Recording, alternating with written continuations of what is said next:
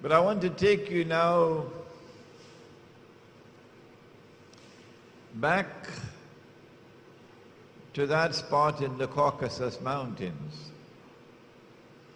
because we want to fine-tune our attempt to identify Gog and Magog.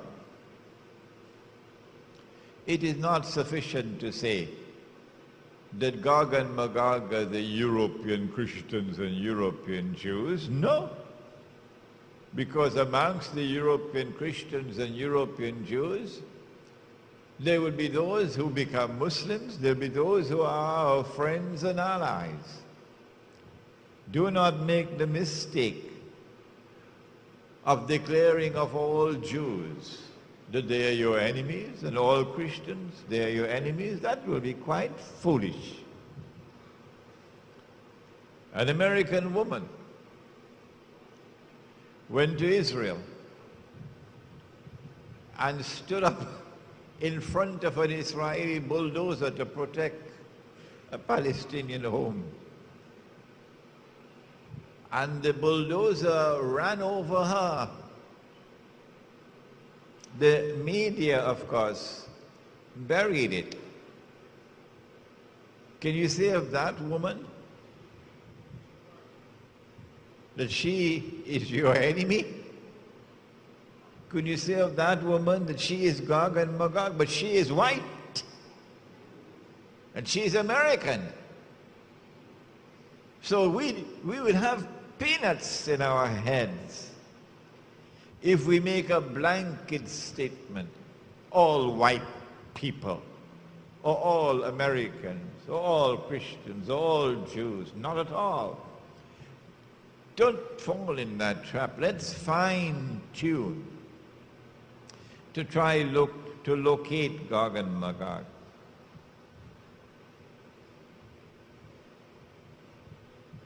We have to go to the Caucasus Mountains. And there at the Caucasus Mountains, we have to look for a people with power.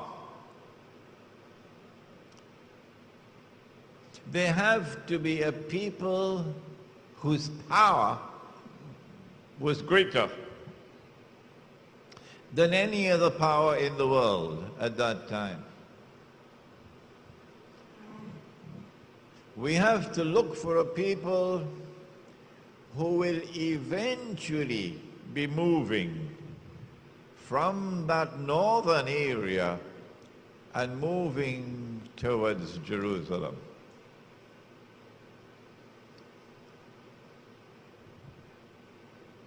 Shortly after the death of the Prophet ﷺ, something very mysterious happened in that part of the world that historians have chosen to bury. A tribe called the Khaza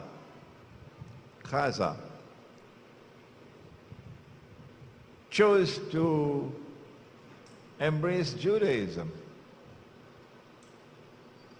And so the world witnessed for the first time the very strange phenomenon of a non-Semitic people becoming Jews. Non-Semitic becoming Jews. The genetic research is available on the internet. Anyone can study it. You had conferences, medical conferences, which were organized to study these people, their genetic composition.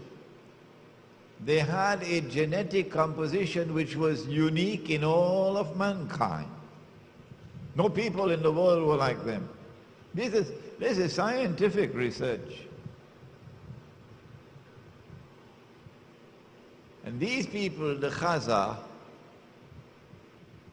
chose to convert to Judaism, but they did so not for any religious reasons.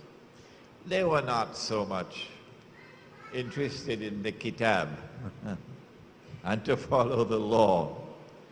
They embraced Judaism for purposes of political expediency.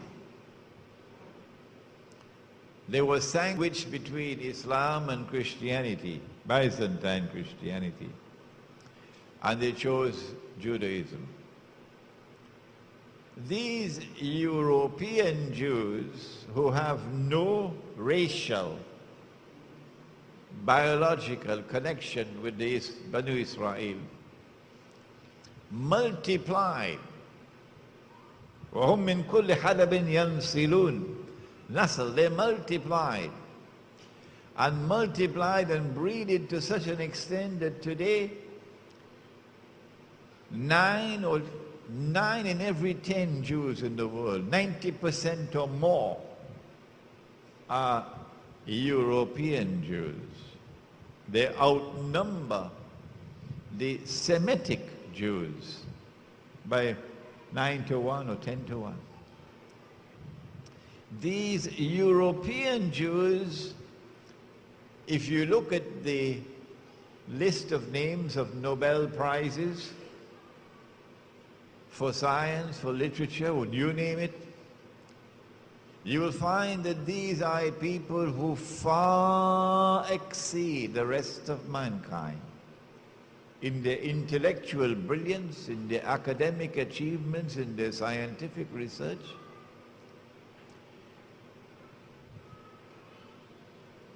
They are a people different from the rest of mankind.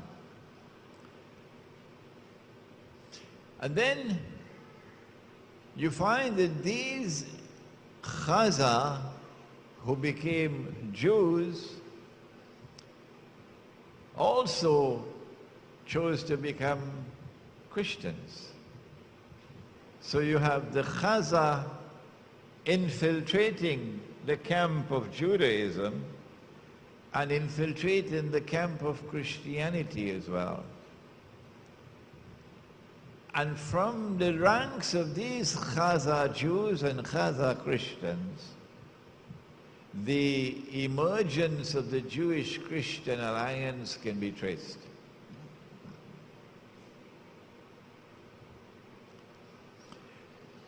It is this Jewish-Christian alliance, Khazar, which eventually gives birth to the Zionist movement. The Zionist movement has absolutely nothing to do with Banu Israel. It is an essentially and an exclusively European achievement.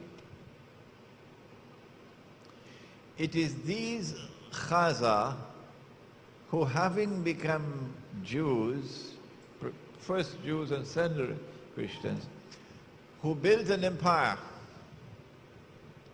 that was the most powerful in Europe and Central Asia.